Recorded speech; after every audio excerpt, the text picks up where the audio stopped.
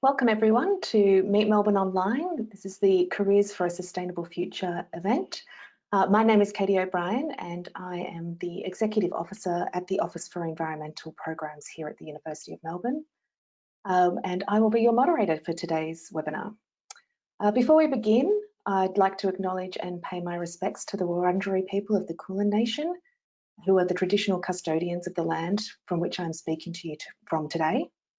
I also acknowledge the traditional custodians of the lands on which each of you are living, learning and working from today. I'd like to pay my respects to their elders, past, present and emerging, and acknowledge all Indigenous peoples here today and pay my respects to your elders, past, present and emerging.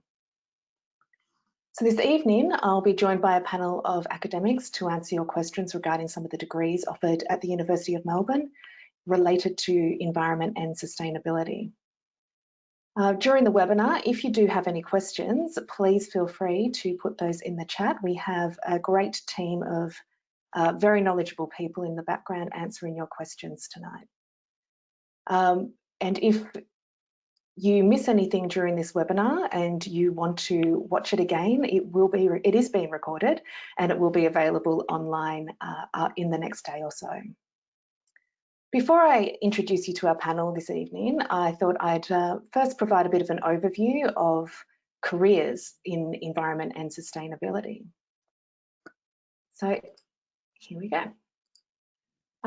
In recent years, we've seen the effect of climate change devastating communities and countries around the world, from fires to floods and droughts and typhoons. Each year, approximately 262 million people are affected by climate-related disasters. The planet's natural resources are in decline, and it is predicted that by 2025, around 1.8 million people will suffer from lack of access to water. Each year, around 2 million people die globally prematurely from indoor and outdoor pollution. That all sounds pretty dire. It doesn't sound like great news, but we do have some good news going forward. You may have all seen images like this one in recent months. This was posted on Twitter by Twitter user Parasrishi. In April 2020, the Himalayas were visible from 200 kilometres away for the first time in 30 years. So a whole generation of people who had never seen the Himalayas from their homes were able to see it for the first time. A study by the Centre for Research on Energy and Clean Air suggests that in April 2020, there may have been as many as 11,000 fewer deaths from the effects of pollution in Europe compared to the same time last year. There's also evidence of improved air and water quality and reduced energy usage since March this year. Now, obviously, these changes were directly related to the current pandemic and the related lockdowns, and therefore will likely be temporary. But many are asking now, how can we take advantage of the changes in human behaviour, along with the need for economic stimulus to, in essence, reset the climate? In May, the EU announced a recovery package of 750 billion euros called Next Generation EU. And this stimulus package primarily focuses on sustainability. It includes targeting corporations to make them cleaner, ensuring food systems are more sustainable and that biodiversity is preserved. And it's underpinned by a do not harm principle. So do we have a unique opportunity here to encourage governments and corporations to change their behaviour? Prior to COVID-19 pandemic, things were already changing. As the world becomes more concerned with sustainability, the environment and sustainability sector expands. The Australian government is predicting growth of around 14,000 job openings in the next 5 years, and all Australian states and territories have committed to a net zero economy by 2050. In Australia alone, approximately 25,300 people are employed in the environment and conservation sectors, which makes this a large occupation field. Employees in this sector earn approximately $300 extra per week above average income.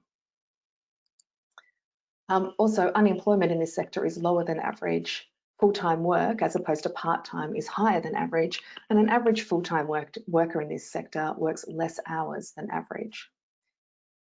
Australia's green sector is significantly larger than those in the UK and the US.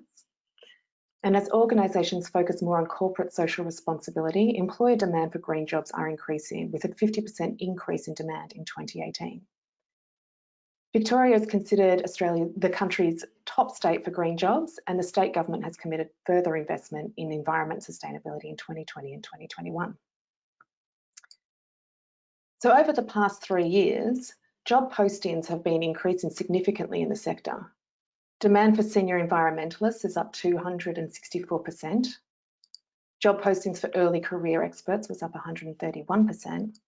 And postings for directors in environmental services more than doubled. We've also seen quite strong increases on the global scale. Demand for environmental products doubled in the last 5 years, with US $2.74 billion worth of products being sold. Almost half of the global market for environmental products and services are in energy efficiency, with the balance in things like sustainable transport, water supply, sanitation, and waste management. Within the renewable sector alone, 2.3 million people have been newly employed. After IT and biotech, clean energy technologies is the third biggest sector for joint venture capital. And investment in green ventures doubled in the last 5 years to up to 19% of all investments in China. So as you can see, a career in environment or sustainability provides opportunities for international mobility. And due to consumer demand and public expectation, sustainability has become a priority for many organisations, as well as many governments around the world. This is translating into a growth industry with positive outlooks for sustainable careers in the future. There is a clear link between career trajectory and earnings and education. Undertaking a graduate degree is an investment, and a graduate degree in sustainability or environment provides a return on that investment. The sustainability sector is very diverse. This requires a diverse range of expertise and skills. We'll talk about that further with our panel shortly. But that diversity also means that you can make the impact that you want to make in the way that you want to make it. So to help you make that impact, there are a number of degrees on offer at the University of Melbourne that can help you. Today we're going to talk about 6 of those graduate degrees. Here to answer your questions regarding the environment study at the University of Melbourne, we will have from the Melbourne School of Engineering IT, Dr. Murray Peel, who will be talking about the Master of Environmental Engineering and the Master of Engineering Environmental. Dr. Robert Gordon to talk about the Master of Energy Systems. And from the Faculty of Science, we'll have Dr. Robyn Schofield, Master of Environmental Science. Dr. Antanas Spokevicius, I probably pronounced that wrong. I'm so sorry, Antanas. Master of Ecosystem Management and Conservation. And from the Office for Environmental Programs, we'll have Dr. Stephaie Lavau, the Master of Environment. I'll just turn off my screen and we'll get them on screen for you.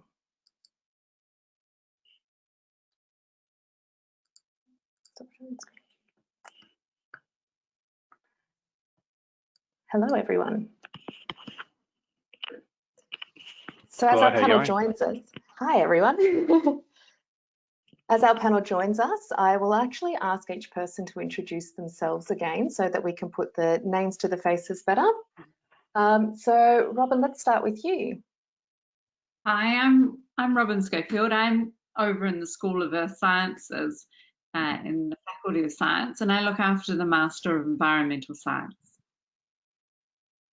And Stephaie? Hi, I'm Dr. Stephaie Lavau. I'm with the Master of Environment in the Office for Environmental Programs, and I lecture and coordinate on this program. Thank you. Hi, Murray. Yes, Dr. Murray Peel in Infrastructure Engineering in the School of Engineering, and I look after second year Earth Processes for Engineering and the final year research project in Infrastructure Engineering. Fantastic. Antanas? Hey, Antanas Spokevicius. You had my name nearly there, Katie. So close. But that's all right.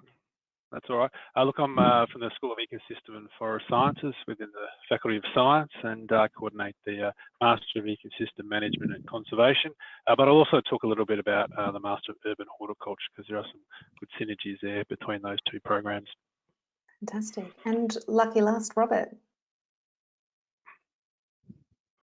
Oh, Robert, sorry, you seem to be on mute. The only one who was muted. The degree coordinator for the Master of Energy Systems degree, which is a 1.5-year professional master's tailored towards the energy industry. My work also has involved quite a bit of work on green hydrogen lately, with work for ARENA and the Future Fuels Cooperative Research Centre to understand the challenges and opportunities for Australia industry for increasing hydrogen in our natural gas supply. Fantastic. Well, thank you all for being here tonight.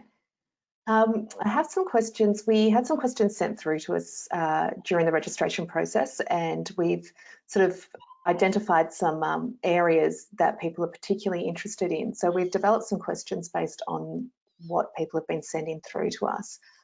One of the things that we've been asked a lot is, what are the career opportunities from the different courses? So does anyone want to volunteer to take that question first? No? Perhaps we'll start with you, Robert. I always start on this end. So from the Master of Energy Systems, naturally you can see from the title of the degree that it's a little bit more narrowly focused just on the energy sector, although that sector covers electricity generation, transport, industry, and everything from the existing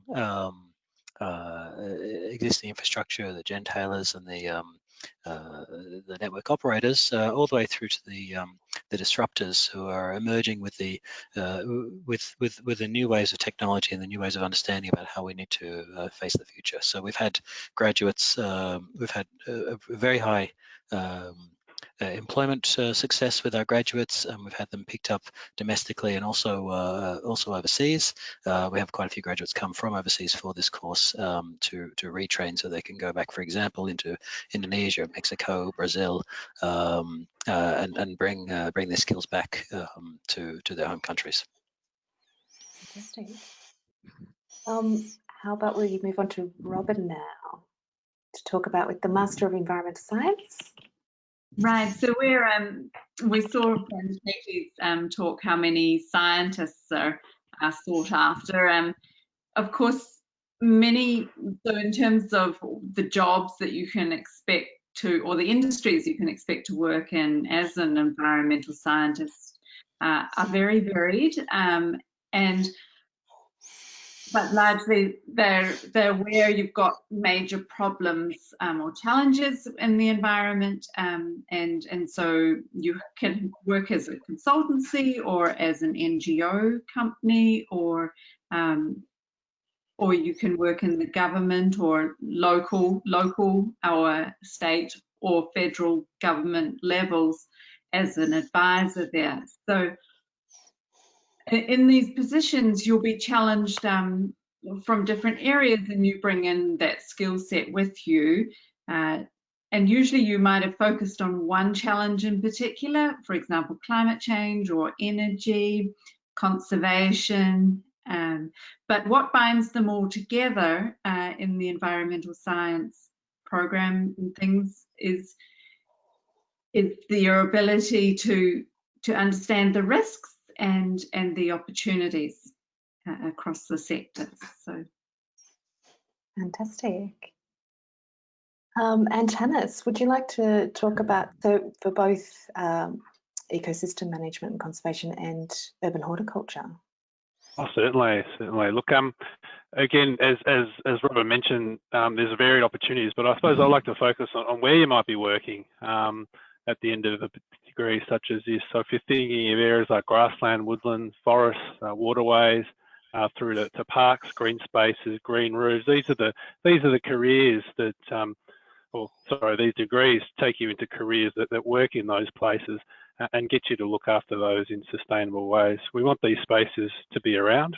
They're really good for us, and not just the planet, but for us, mentally as well. And so a career through this course really lends itself to those sort of outcomes. And we know those things are changing. We've traditionally been government focused in a lot of these roles, but now we're seeing a lot of independent private organisations involved in these spaces. So really it is just about a career that's in one of these wonderful ecosystems and making sure that generations of people get to enjoy it in the future.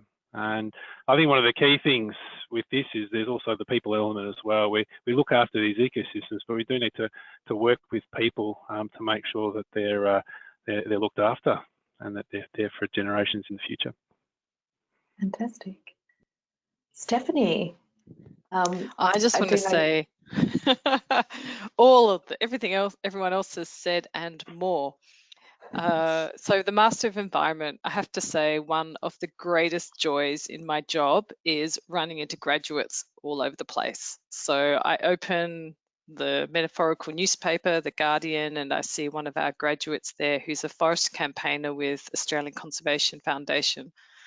I get an elevator at Melbourne Water and I'm introduced to somebody who works in water quality who was a graduate of our program. I go to a meeting at the City of Melbourne and discover the person that I'm meeting with is one of our graduates. We joke in the Master of Environment team that we pretty much own most of DELP, the Department of Environment, Land, Water and Planning, and I'd love one day to get the statistics on what proportion of their staff are amongst our alumni. But, that's a bit of a joke. We go a lot further than that. And as I say, I encounter our graduates in all kinds of environmental sectors, professions, roles, whether that be in government, not-for-profit, social enterprises, people who started their own consultancies, small businesses, large multinationals.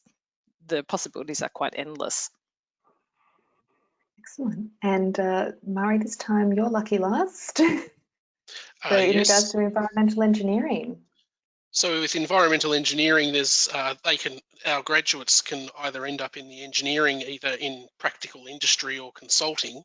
But again, like everyone else has been saying, they can end up in local government, state government, federal government, and also academia. So we've often got people in research organisations all over Australia and around the world. And as was said earlier, the ticket, these degrees give you the opportunity to work anywhere. So our graduates aren't just working in Australia, they are literally all over the world in industry and academia and government. So yes, it really can open up a lot of doors. I do know there were a few people who registered tonight who were interested in undertaking a PhD and were wondering about PhD pathways. So every one of the courses that we're representing tonight, is every one of them a pathway to PhD possibly? Yep. Just what I suspected. Yeah, providing that you do a large enough research project. Research project, exactly. Yep. And for environmental engineering, that's a core subject, so you have to do that in your final year.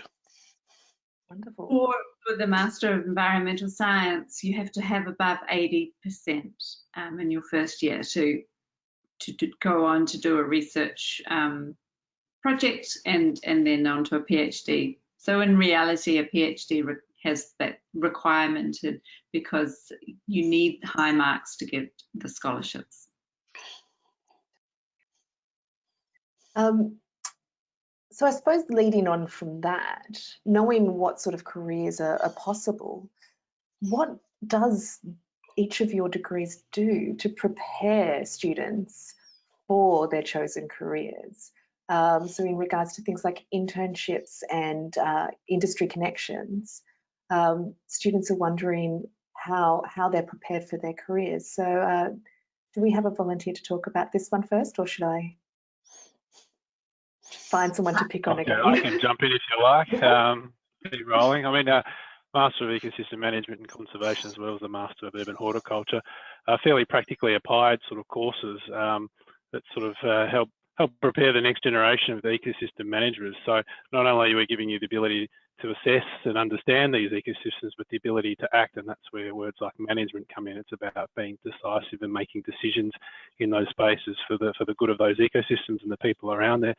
In terms of those sort of how we prepare you with the course, we do have a larger course set of subjects than most other courses. We have an 8 subject set, and we've taken that to industry and we've said, well, what do you need in your graduates? What are these skills that are going to build that breadth across the areas that you need? And so we've put together a package of 8 subjects for that.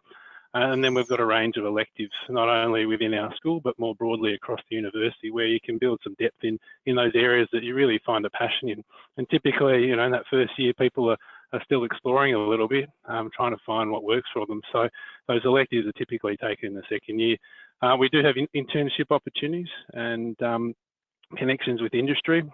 We do have a very active coordinator who's prepared to help and find those internships for you. Of course, you can find those people as well through your contacts and get those opportunities that you're after. So there is that option, and there's also the research option, which we talked about as well, depending on where you want to take things.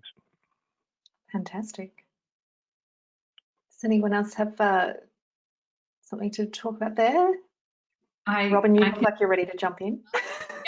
So within the Master of Environmental Science, our second year, or we have a full year of industry projects. That's generally what's done. So that's where the connection with industry is really very strong. The first year is setting up the skills you need. So doing the risk assessment and understanding all of the environmental challenges with a very broad science base are the two core subjects in that first year, and then we have a graduate seminar series in the second year, so around communication there. And so the rest of the course is up to the individuals and to direct what skills they would like and what they want to come out with, what environmental challenge interests them most. And so, but they come out with the general skills you need to be able to work as an environmental scientist. So there's analytical skills. Fantastic. Murray. Yes, so in our course, yeah, that's perfectly acceptable. So in our course, we have in our final year research project. So that can be an industry-based project. So if industry contact an academic, or one of the students is out in industry doing, say, a summer job or something like that, and they think, gee, I'd love to do a research project with this group, that can be arranged. And we also have a day at the end of that project, that's subject, so it's a full year subject. And at the end, where everyone's got their results, we have a day where basically industry is invited to university. It's called Endeavour. And basically all of our research project students are there with a poster, like a conference, presenting to everyone, here's my project, here's what we've found, and they engage with a lot of different people from industry and government. And basically some of the jobs that they get are basically from that day.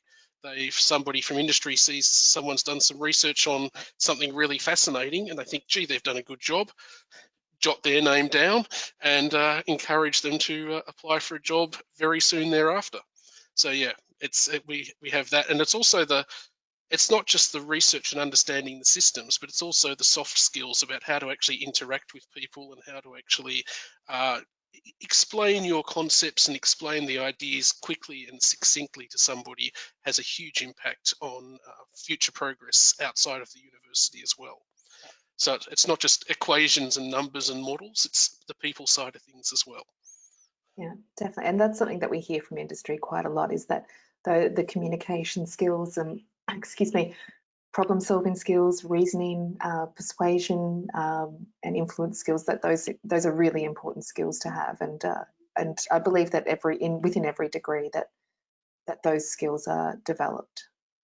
So Stephaie, would you like to talk about Go. Yeah, our degree, the Master of Environment, is a little different from the other ones. So we're a highly interdisciplinary degree and very flexible. So we have a small number of core subjects. We have 2 core subjects that we ask students to do, and then a high number of electives. And we also require that students complete a capstone subject, which is one which brings together the various skills that you've developed along the way, and that can be a research project, it can be an internship, and that internship can be local, domestic, or it can be international.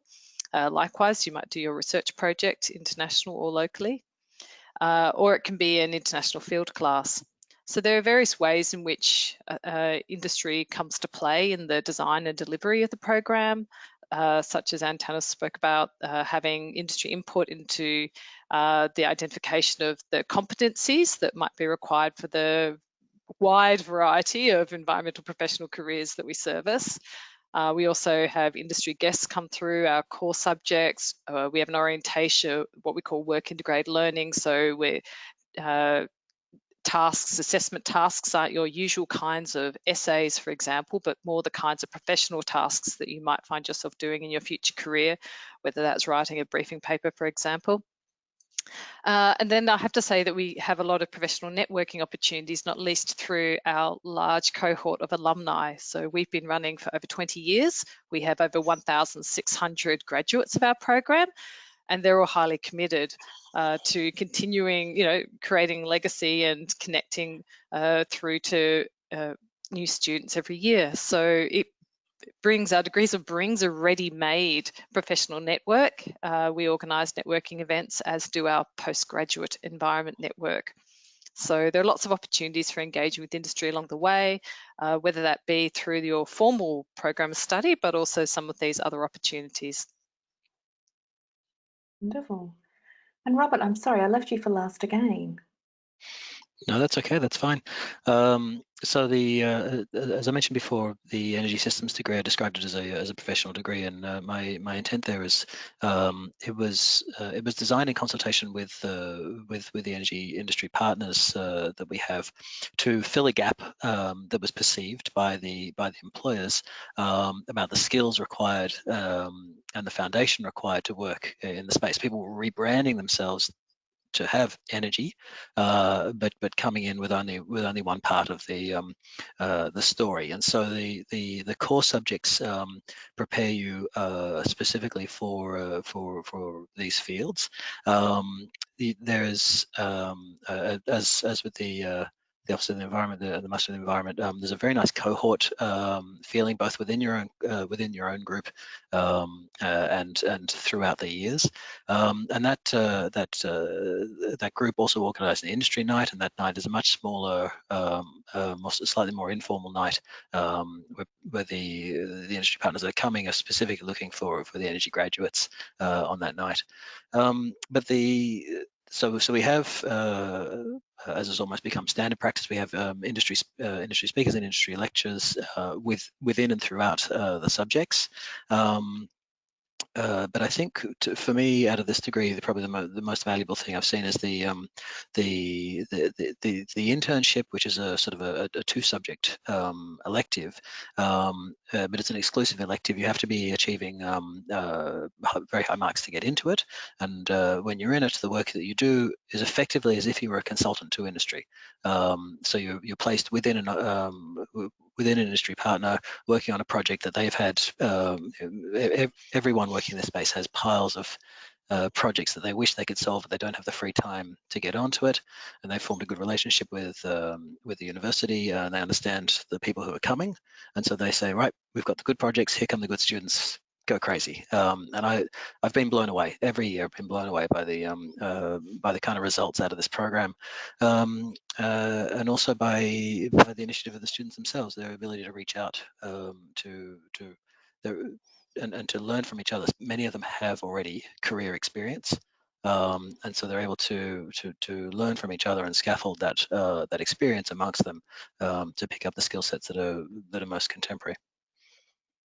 Fantastic. I think that's one of the really great things about graduate study at the University of Melbourne is you often do get people who are not straight out of school. They've they've already been out in industry, coming back to reskill, upskill, or change their career, and the different stuff that you can learn, not just from them, but also from people from different backgrounds across different countries who've come over to study with us. It can be such a really rich experience to have all of those different inputs into your learning as well. So yeah, I think that sounds fantastic. We do have we had a number of questions about what is the difference between this course and that course, and I suppose, sorry, should I? So we had a few questions from people about what the differences are between particular courses, and so I guess one of the things that we could do to explain that is just to ask what is unique about your course. What is something that's truly unique about your individual courses? So, Murray, did you want to have a go at fielding that one first? Well, I suppose from an engineering faculty, one of the key things that's unique is that you end up with a accredited engineering, not just degree, but a master's, and that's accredited in Australia, but also in Europe.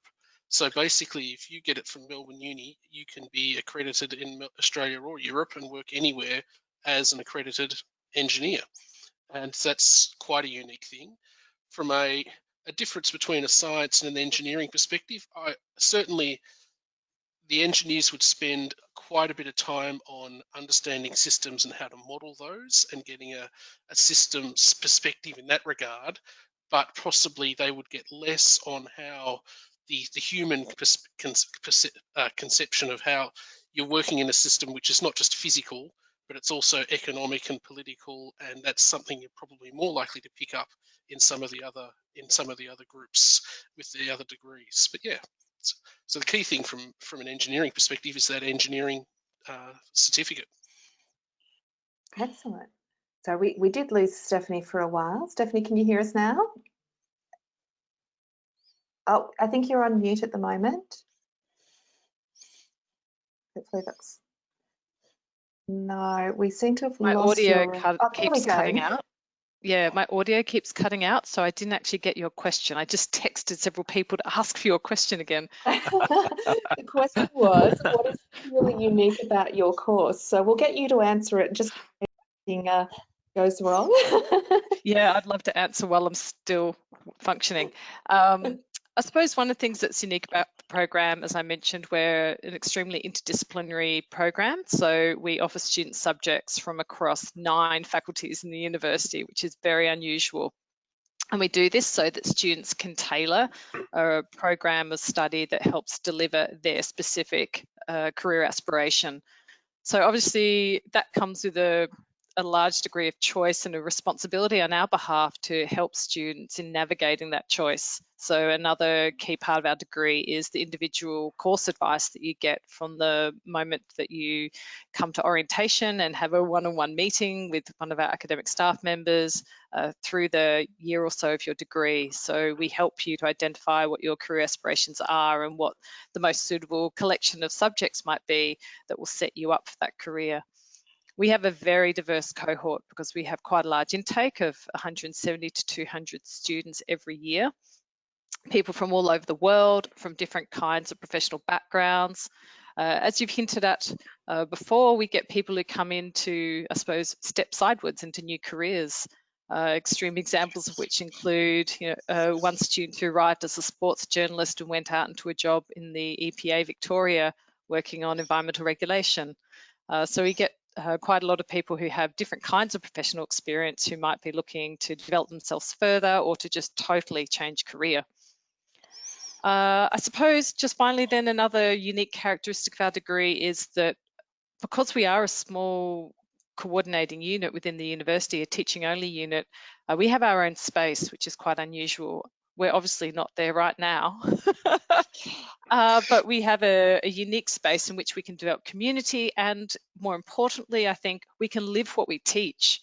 So if you come and visit our space one of these days in the Walter Boas building on the university campus, we've got geothermal, we have all kinds of different waste initiatives, recycled products, we're busy trying to practice what we preach, and the student community are really supportive in helping us do that. This year, one of the things we're aiming for is how might we get the Office for Environmental Programs net zero in advance of the university's target. Excellent.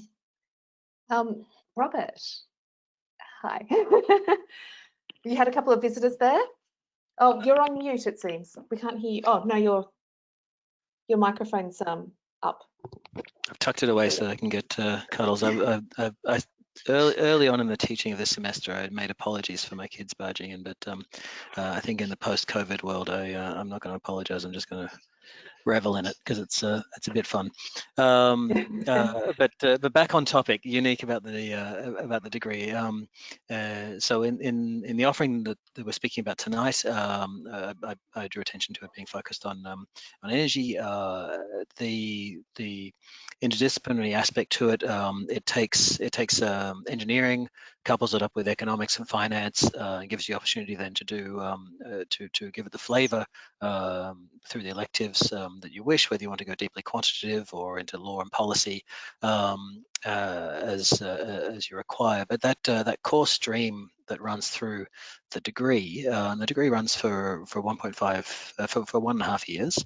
So you have 8 core and 4 electives. That core thread that goes through makes sure that the business and finance background people have picked up enough quantitative engineering to work in the space. And the engineers don't come in thinking that everything needs to be solved on a technology level. They understand that the solutions will be interconnected, that it's and the sustainability. I mean, as any of us who work in the sustainability space will understand, the sustainability it needs to be sustainable across all dimensions. And so that's one of the other big foci of the work we do.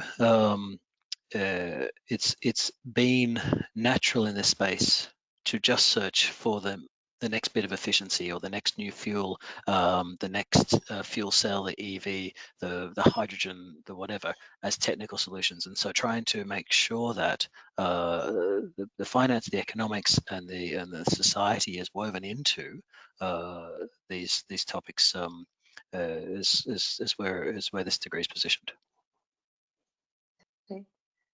Antanas, we might move on to you.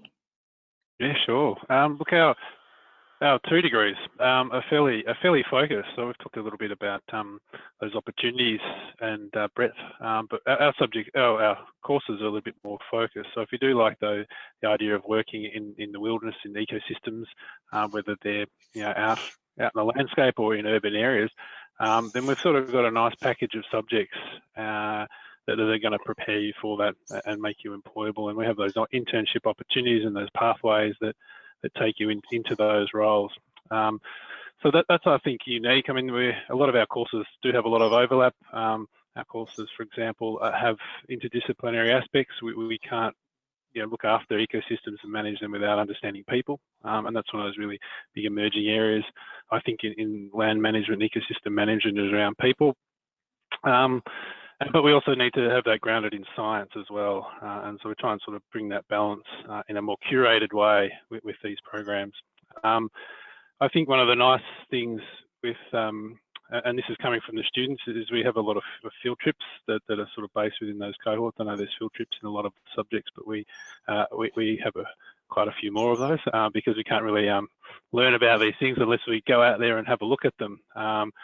And that's one of the problems in the last few months, is not being able to go out. And a lot of academics wondering, how do I deliver this authentic field trip experience online? But we are doing that. We're all going out and filming things now that we're allowed out and that sort of stuff. But that's one of those things. And what that does is helps build a cohort experience. So we're seeing even now a lot of the students have got little chat rooms they're away. And I think the final thing is the opportunity to see some of the other wonderful University of Melbourne campuses. We have the beautiful campus of Burnley, where we do have actual green roofs and walls and stuff, and you do work on those. And also out to Creswick, we have places like a fire lab. So when we're thinking about fire management and understanding fire in the landscape, you know, you can go out to Creswick and you can burn stuff and see how that plays out, and then visit areas that have been burnt and understand those through the professionals that work in those areas. Excellent. And so, Robyn, I think you're lucky last this time. Yeah, I think so. In terms of what's unique, it's somewhere between offering the flexibility that Stephaie talked about, but it's set within science. So the flexibility that is offered is you come in with a science degree and then you have flexibility across science. So you can take subjects that are actually in engineering as well as over in science, heavily quantitative. And but what ties them together are those core subjects I talked about earlier. So you understand the risk assessment and you understand applying that to problems in an industry setting. And so in terms of it, the uniqueness is that we, and this will be true across all the programs, is that we teach you how to solve problems.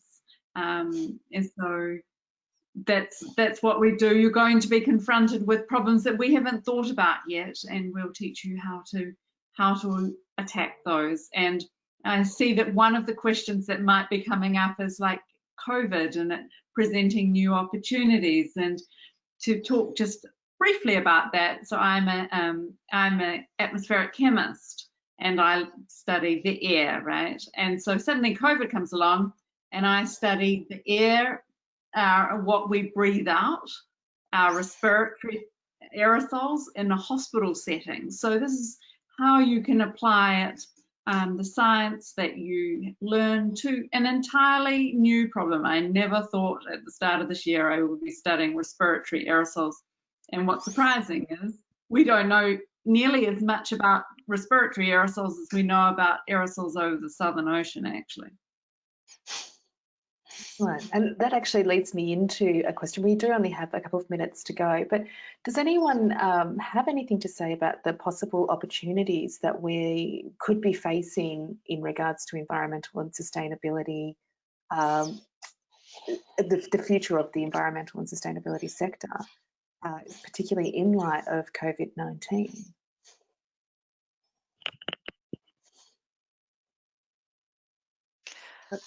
I might just jump in. I think it goes for all the courses here. I mean, we've had a bit of a pause and reflect during this period of time, and we've seen some really, as you showed at the start there, Katie, with your example of the Himalayas, we're seeing these opportunities that the Earth is healing in a way because we're not putting so much stuff into it, and so I think there's an opportunity across all these degrees around that. Yeah, you've got a visitor now. I've got one walking around too. She usually crawls through, but tonight she's walking through. Anyway, yeah. So I think we've had a pause and an from screen to screen.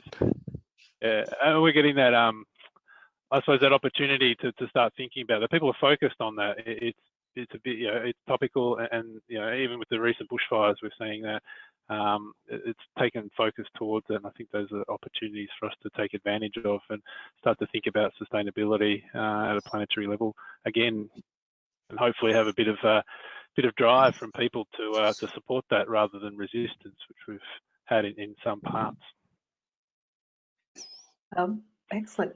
Now, we are about to wrap up. I just have one last question for the panel tonight, because I think it would be really nice to leave on a positive note. Not that nothing here has been positive, it's all been very positive, but it's more about, I suppose, is there one thing you can think of that everyone could take away today that they could do at home or in their lives that could actually help protect the environment and contribute towards sustainability, like an action they can do now while they're waiting desperately to get into one of your wonderful courses?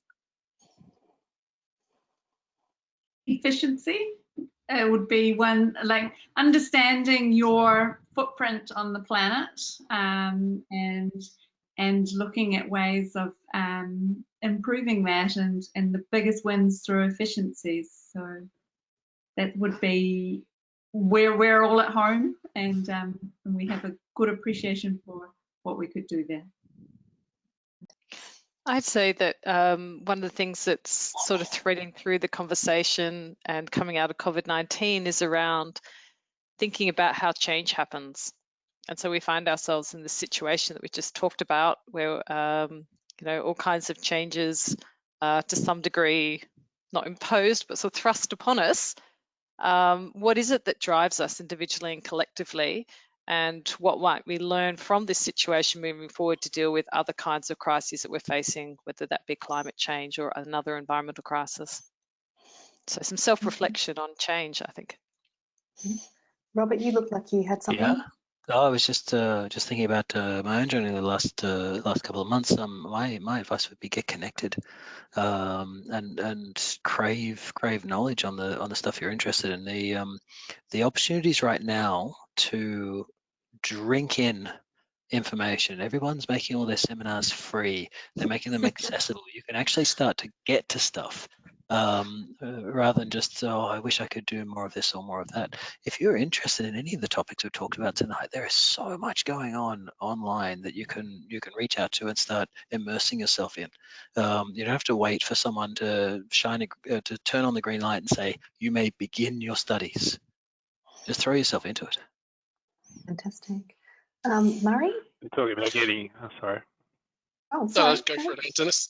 Oh, I was going to jump in on that immersion. I was going to say, go immerse yourself in some green time. Go find your local park or green space and just hang out in it. I mean, I found it really, I live regionally and I haven't had to travel into Melbourne every day.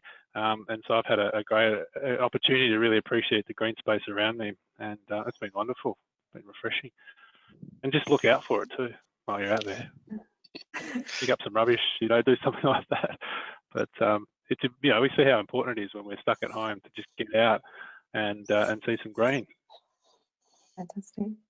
And Murray?